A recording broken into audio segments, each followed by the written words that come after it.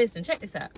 I'm at an intersection. I had to stop at the stoplight. So someone was trying to get out of the parking lot and, come into the road. So me being the kind person that I am, right? I stopped to let them in.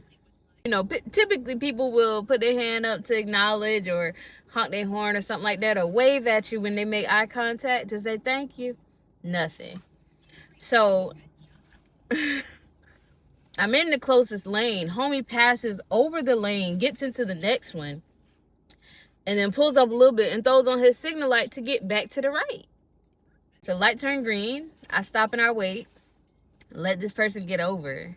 Again, no acknowledgement, right? And don't judge me because we all do it, right? Me talking junk. I was like, you're welcome.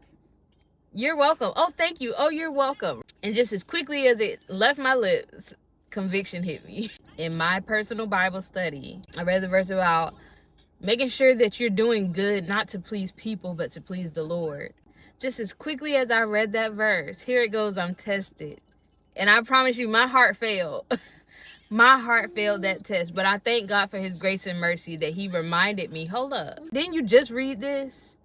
Why are you not applying it? So, of course, I repented. I'm sorry, Jesus, because I didn't let the man in because I wanted him to say thank you. I didn't let the man in so that I could get $1 million in my bank account, for my good deed. That's not why I did it.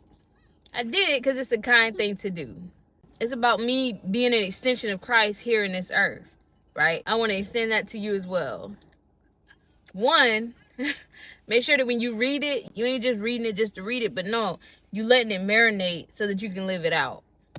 And number two, make sure that whatever you do, whatever deed you do, whatever act you do, make sure that you're not doing it to please mankind, because they're not always going to acknowledge you. Because our reward doesn't come from them ultimately. Even in serving your children, serving your spouse, serving your parents, serving your family, serving your friends, even in paying your tithes to the church, even in sharing your gifts and your talents with the people in this earth, even in ministry, make sure that what you are doing is not to please a person, is not to please humankind, is not to receive accolades and astonishments and applause from people. But instead you're doing it because you want to please the Lord at the end of the day. You want to make sure that he is pleased with you.